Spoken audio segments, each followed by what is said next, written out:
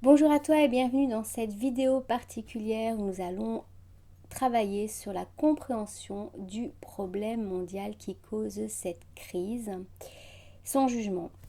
Et donc, si tu ne me connais pas, je vais me présenter brièvement. Je m'appelle Céline Rouge, je suis coach de vie, thérapeute, formatrice et je suis spécialisée dans le problème lié à la manipulation mentale, qu'elle soit sectaire, relationnelle et mondiale, donc et systémique. Alors, je vais partager avec toi mon écran pour que tu puisses suivre avec moi le PowerPoint que j'ai fait à cet effet. Donc, notre ASBL, notre association sans but lucratif qui propose ces formations libres de droit, s'appelle CHECOPA et c'est l'acronyme de Chenille Cocon Papillon qui a comme mission de permettre aux personnes de sortir par elles-mêmes d'emprise en allant vers leur autonomie. C'est pour ça qu'il y a des ailes sur le petit bonhomme. Donc, nous sommes ici dans le programme de vidéos pour sortir pas à pas de la manipulation mentale. Il y a déjà une cinquantaine de vidéos sur ma chaîne YouTube, donc à mon nom, Céline Rouge, à la playlist de sortir donc pas à pas de la manipulation. Il y a aussi un groupe Facebook qui porte le même nom. Et puis, je te rappelle que en plus de liker, si cette vidéo t'a plu et de la partager, eh bien, tu peux aussi actionner la petite cloche pour pouvoir recevoir des notifications lorsque mes vidéos sont en ligne. Donc aujourd'hui, le thème de la vidéo, c'est comprendre la racine du problème mondial. Alors si tu as déjà travaillé dans un potager, eh bien tu t'apercevras que pour enlever les mauvaises herbes, il faut creuser profond pour aller jusqu'au bout de la racine. Parce que s'il y a toujours une racine, eh bien la mauvaise herbe, dans le sens mauvaise herbe, pas dans le sens que c'est mauvais, mais dans le sens où ça va absorber l'énergie nécessaire pour les plantations que toi tu as décidé de mettre. Et bien donc tu vas devoir creuser profond pour vraiment les enlever, sinon elles reviendront à chaque fois. Et donc aujourd'hui, le but de cette vidéo, c'est de comprendre ce qui se passe et de sortir, comme je l'ai dit, du jugement et de ne pas dire que c'est bien ou mal, mais juste d'aller comprendre la racine du problème pour aller vers des voies de solution et sortir de cette emprise mondiale. Alors cette vidéo fait suite à la vidéo précédente que tu trouveras également sur ma chaîne YouTube. Elles sont rangées dans l'ordre, donc tu devrais la trouver facilement, qui s'intitulait Sortir d'emprise en brisant les tabous, où je te parlais de ce fameux mot antisémite qui veut tout dire et rien dire et auquel nous sommes vite attaqués avec ce mot dès qu'on ose prononcer le mot juif. Donc aujourd'hui, eh bien, je brise les tabous et je n'aurai aucun tabou concernant le vocabulaire utilisé. Avant toute chose, je voudrais te préciser par rapport à ce mot, les préjugés, eh bien que pour moi, avoir un préjugé, donc juger avant, c'est de juger avant quoi? Avant d'avoir entendu et avant d'avoir vérifié ce que l'on a entendu. Donc si les personnes ont un préjugé avant d'entendre ce qu'une personne dit jusqu'au bout de son raisonnement, eh bien on est effectivement dans un préjugement et donc il n'y a aucune communication possible, aucune argumentation possible et aucun moyen de pouvoir vérifier le vrai du faux. Et c'est ce qui se passe en ce moment dans le monde puisqu'il y a une manière de parler, des mots que l'on utilise qui sont vraiment des stéréotypes qu'on met sur les personnes qui osent remettre en question les choses et qui osent exprimer une autre manière de penser que celle que l'on voudrait que nous pensions. Alors, la différence qui existe entre le racisme ou la haine qu'on peut avoir envers quelqu'un, et parce que le racisme c'est aussi assez particulier comme mot, et ne pas aimer le comportement d'une personne, et c'est vraiment important de faire cette différence-là. Eh bien, il y a des personnes qui pourraient dire que, ça c'est un peu typique dans ce qu'on appelle le racisme, qu'on n'aime pas quelqu'un parce qu'il est d'une telle couleur, ou d'une telle religion, ou d'une telle contrée. En fait, en général, si on veut travailler sur le problème de fond, ce n'est pas la personne que la personne n'aime pas, mais c'est ce qu'elle représente. Et ce qu'elle représente va activer une blessure intérieure qui peut même être ancestrale ou bien même une programmation qui a été mise par la religion ou par la famille. Donc c'est aussi important de savoir comprendre ce qu'il y a derrière la haine, parce que derrière la haine, il y a une colère, et derrière chaque colère, il y a des justifications à cette colère. toujours de comprendre la racine du problème, ça nous permet d'avoir une grande ouverture d'esprit. Et donc la différence entre une personne qui ne va pas aimer quelqu'un parce qu'il va représenter quelque chose qu'il n'apprécie pas, et puis une personne qui ne va pas aimer le comportement d'une autre personne. Et donc aujourd'hui, je vous encourage à réfléchir entre cette différenciation et de pouvoir aussi, même dans votre vocabulaire, vraiment dire que c'est le comportement de certaines personnes que vous n'aimez pas et pas spécialement de là d'où elle vient ou de la religion qu'elle représente. Ceci dit, eh bien pour pouvoir voir la vérité, pour pouvoir mettre la lumière sur la vérité, il y a une chose super importante à comprendre, c'est que si notre cerveau a des préjugés, donc si notre cerveau a déjà une forme de vérité quelque part, il ne sera pas neutre. Et donc pour pouvoir aller chercher la vérité, il va falloir mettre de côté ce qu'on pense avant, ce genre de vérité absolue que l'on a au fond de nous, et être dans une certaine forme de neutralité. Je dis une certaine forme parce que ce n'est pas toujours évident, mais en tout cas de pouvoir être à l'écoute des deux manières de voir la chose, des deux points de vue, pour ou contre. Alors, dans les tribunaux, on appelle ça des joutes, c'est-à-dire qu'on va entendre les pour d'une personne et on va entendre les contre. Je ne sais pas si c'est dans les tribunaux ou si c'est dans les écoles d'avocats. En tout cas, j'ai pu assister à ce genre de joute et c'est vraiment intéressant parce que on rentre en fait dans une sorte d'atelier philosophique où on a vraiment une vision globale de ce que les personnes peuvent penser et ça va nous permettre de nous faire notre opinion. Et si on n'a pas d'opinion encore avec ça, en tout cas d'aller chercher ce que les personnes ont exprimé et pour pouvoir vérifier par soi-même. Et donc, je vous rappelle que l'état d'esprit sectaire, c'est, si on reprend la définition du dictionnaire, c'est avoir un état d'esprit fermé. Donc, si on a une vérité avant d'entendre ce qu'une personne dit, eh bien, on est fermé. Et donc, il n'y a pas de recherche de vérité, donc il n'y a pas de neutralité. Ceci dit, je vous rappelle que suivant la définition du dictionnaire, eh bien, nous sommes bien en oligarchie parce que, alors j'ai pas mis la référence, je l'ai trouvée sur internet, je me demande si c'est pas Wikipédia, je ne sais plus. Vous le retrouverez par vous-même. En tout cas, l'oligarchie, selon la définition, c'est quoi? C'est un régime politique dans lequel le pouvoir est détenu par peu de personnes. Exemple, la dictature est une forme d'oligarchie. Alors si vous regardez la photo, l'image qui est vraiment bien faite sur le côté, bien, qu'est-ce qu'on vit à notre époque? Il y a 1% des personnes les plus riches qui financent, qui investissent, qui décident et qui monopolisent les médias, qui délocalisent et qui ne donnent pas le pouvoir aux 99 autres pourcents que nous sommes. Donc par rapport à cela, on peut vraiment dire que nous sommes en oligarchie. Et la question à se poser, eh bien, puisque nous sommes en oligarchie, c'est finalement qui sont les personnes les plus riches du monde? Qui sont-elles ces personnes-là? Alors, de nouveau, c'est pas pour avoir une quelconque haine envers ces personnes, c'est pour comprendre la racine du problème. Je vous rappelle le but de la vidéo. Et donc, moi, j'ai pu trouver une liste qui est bien sûr non exhaustive des personnes les plus riches du monde. Alors, je vous laisse regarder ces noms et faire vos recherches par vous-même. Alors dans la présentation de la vidéo, donc dans le lien YouTube, je vais vous donner tous les liens qui m'ont permis de trouver cela et les vidéos que je vous parlerai aussi après. Donc vous allez avoir toutes les références pour chercher par vous-même et vérifier par vous-même, aller chercher aussi d'autres références bien entendu. Et on se rend compte que dans les personnes les plus riches du monde, il y a quoi? Il y a des personnes qui ont une même caractéristique, qui ont une origine ou qui sont juifs. Ça ne veut pas dire, et je ne dis pas que toutes les personnes qui sont riches sont juifs, et je ne dis pas non plus que toutes les personnes qui sont juifs sont riches. Et j'aime beaucoup aussi rappeler en français, on nous la rappelle souvent à l'école, c'est qu'il y a toujours l'exception qui confirme la règle. Donc il n'y a jamais dans la vie des choses qui sont toujours blanches, tout à fait blanches ou tout à fait noires.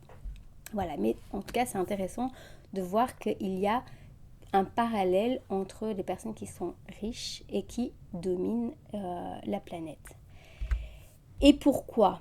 Eh bien, ce qui est Qu'est-ce qui fait que les personnes sont juives? La première chose, c'est la circoncision, qui est donc une tradition religieuse. Et cette circoncision juive, elle est pratiquée le 8e jour.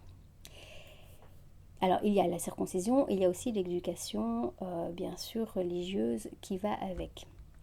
Les deux sont liés et c'est pas moi qui vous en parlerai, c'est une autre personne. Plus tard dans une vidéo, vous pourrez le voir. Et donc, il y a la première chose, c'est que dans cette circoncision, en fait, eh bien, le docteur Michel Sim, docteur français que vous retrouverez à la télévision régulièrement, eh bien, il explique, et donc vous avez le lien de la vidéo aussi, bien sûr, dans les références que je vais vous donner, eh bien, ce médecin explique qu'une circoncision faite sans anesthésie, c'est un vrai supplice pour le nouveau-né. Et vous savez que les traumas de l'enfance auront des répercussions vraiment importantes dans l'adulte. Pourquoi il n'y a pas d'anesthésie, ou en tout cas des anesthésies qui apparemment ne servent à rien? Eh bien, parce que c'est aussi une question financière, une question religieuse, puisque ce sont les rabbins qui vont le pratiquer et pas un chirurgien. Il n'y aura pas de remboursement au niveau de l'État français, en tout cas, puisque ce n'est pas considéré comme quelque chose de médical, mais quelque chose de religieux. Et donc, là, on voit déjà que derrière la racine du problème, il y a une première maltraitance. Une autre chose, c'est que le professeur Roger Domergue, dont vous aurez aussi la vidéo, et je vous encourage vraiment à aller voir par vous-même. Ça prend du temps, mais comme je dis régulièrement, pour pouvoir vérifier les choses, eh bien, c'est vraiment le temps que vous allez consacrer et les recherches que vous allez faire qui vont vous permettre de sortir d'emprise. Je connais personne qui est sorti d'emprise sans faire des recherches et sans étudier la question. Et donc, le professeur Roger Domergue a montré que le fait de le faire au 8e jour, parce qu'il y en a d'autres qui le font dans d'autres jours, donc même s'ils n'ont pas été anesthésiés, il y a un double problème ici au niveau de la circoncision au 8e jour, parce que cela va amener une pathologie. Alors, j'ai pris les petites notes ici, mais je vous encourage vraiment à écouter ce qu'il dit.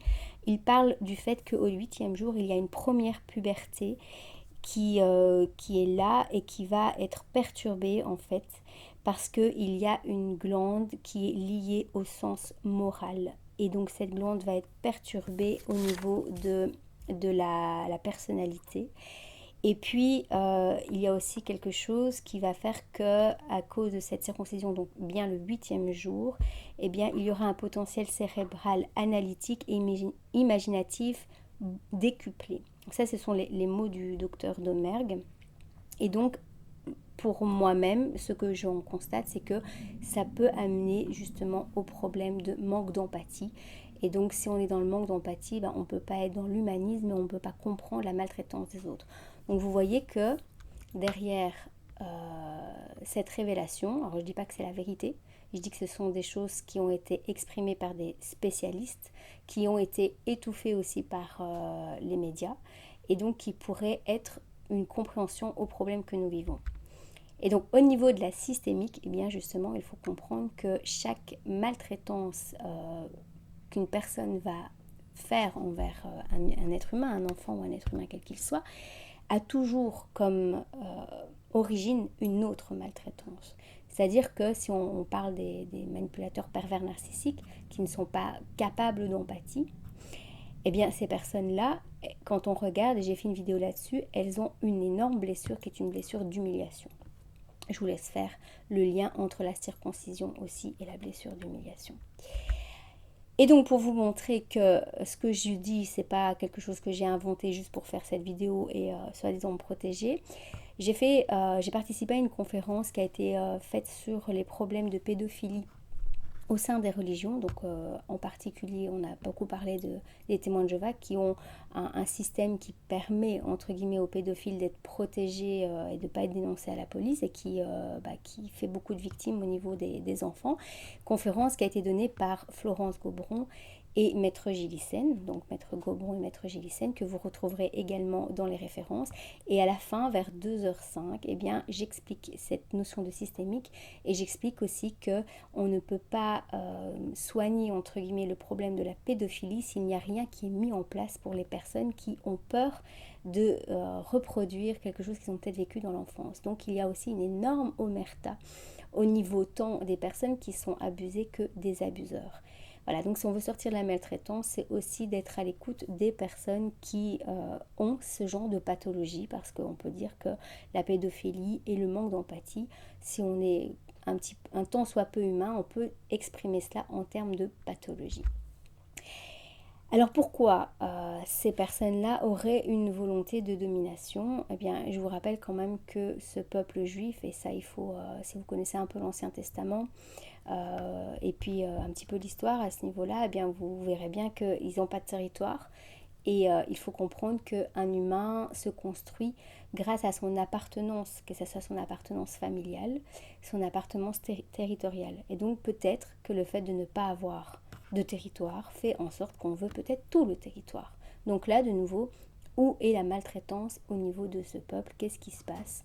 Ça, ce sont aussi des questions vraiment intéressantes à se poser pour comprendre la racine du problème. Alors une question qu'on me pose souvent, c'est oui, mais tu travailles au niveau des sectes et donc, mais quel est le lien entre ce qu'on vit et en fait envers les sectes? Le lien, il faut le connaître, il faut aller le chercher. Le lien entre les riches et les sectes, il est que, et ça c'est Jordan Maxwell, qui est un analyste d'investigation, qui a été étiqueté théoricien du complot, mais si vous écoutez ce qu'il dit, vous verrez bien qu'en fait il ne fait que relever des faits et analyser des faits. Eh bien, Jordan Maxwell a bien montré, de nouveau, vous avez les références de la vidéo dans le site YouTube, donc je vous conseille vraiment d'aller prendre le temps pour aller vérifier tout ça. Eh bien, lui, il explique que les sectes, en partie les témoins de Jéhovah, les scientologues, d'autres sectes comme, je ne sais plus, il y en a tellement, eh bien, ils ont carrément des chèques au montant qu'ils veulent pour pouvoir promouvoir leur entreprise, parce que finalement, les sectes ne sont que des entreprises qui soumettent l'humanité. Et donc, c'est pour ça que j'ai compris au bout de quelques années que c'était pas la peine de demander de l'aide à l'État pour prévenir au niveau des sectes, parce que finalement, les sectes, elles ont une grande utilité dans cette oligarchie. Et donc, je vous encourage à aller vérifier par vous-même cette vidéo. Il y a aussi le témoignage de Ronald Bernard qui a expliqué au cours de la commission d'enquête internationale sur le trafic humain, donc je ne pense pas que vous allez me sortir que c'est une fake news. Cette vidéo, de nouveau, elle est dans les références. Il va expliquer comment les choses se passent et le manque d'empathie, comment il arrive jusqu'au sacrifice d'enfants. Et je vais aussi vous mettre en lien le nombre d'enfants qui disparaît chaque année et qu'on ne retrouve pas. Je pense que c'est aussi une question à se poser par rapport aux personnes qui ne croient pas qu'il serait imaginable qu'il y ait des sacrifices d'enfants, alors que certains ont témoigné et que ces vidéos sont en train de disparaître d'internet et que des personnes essayent de les remettre régulièrement pour qu'on puisse quand même les voir. Reportages qui ont été faits via France 2, donc on ne peut pas me dire que c'est un fake news non plus. Malgré tout ça, moi je vous dis qu'il y a une énorme bonne nouvelle, c'est que si je reprends la phrase de Leonard Cohen, il dit qu'il y a une faille dans toute chose, c'est par là contre la lumière. Et donc la lumière, elle commence dans toute voie de changement. La lumière commence systématiquement par le choc de la vérité. Et une fois qu'on a compris ce qui se passe, qu'on a passé ce choc, eh bien on va vers l'acceptation. Et lorsqu'on est dans l'acceptation de ce qui est, alors à ce moment-là, on peut faire en sorte de pouvoir faire les changements qui doivent s'opérer. Et les changements, je pense que la solution au problème mondial, eh bien, si vous regardez la vidéo de Ronald Bernard, eh bien, vous aurez votre réponse. Et en fait, la solution, elle est extrêmement simple. Il suffit de le faire en collectivité et l'humanité, elle pourra sortir de cette oligarchie. Voilà, alors si vous avez des questions constructives, je suis toujours disposée à vous répondre. Et les questions constructives, ce sera aussi si vous avez vérifié par vous-même dans les liens vidéo. Donc ça, je verrai parce que si il y a des retours sans argumentation, je ne prendrai pas la peine d'y répondre. Donc si vous avez une question constructive et que je peux vous orienter dans vos recherches, je le ferai avec grand plaisir et surtout vous orienter dans, je pense qu'il faut vraiment retenir que le but de la vidéo, c'est pas d'être contre, parce que de toute manière, énergétiquement, lorsqu'on est contre quelque chose, ça a un effet boomerang. Donc c'est pas de déverser sa haine ou sa colère, mais c'est de comprendre le problème pour pouvoir en sortir. Donc si vous gardez en but que l'idée c'est de sortir de l'emprise, de la manipulation mondiale qui a en ce moment, enfin qui a toujours existé en tout cas de notre vivant, mais qu'on est en train de dévoiler en ce moment et de vivre, eh bien alors là on est dans quelque chose de constructif et quelque chose qui va nous amener vers quelque chose de différent et pas vers un nouvel ordre de choses ou un nouveau monde, vers le monde qui existe déjà. Parce qu'en fait, la solution, elle existe déjà. Il suffit juste de se connecter à la mère nature. Et il n'y a rien à créer de nouveau. Il y a juste à se reconnecter à soi. Et à ce moment-là, il n'y a plus de sexe possible. Voilà. Eh bien, je vous souhaite une bonne journée sur cette bonne nouvelle. Que la lumière soit. À tout bientôt.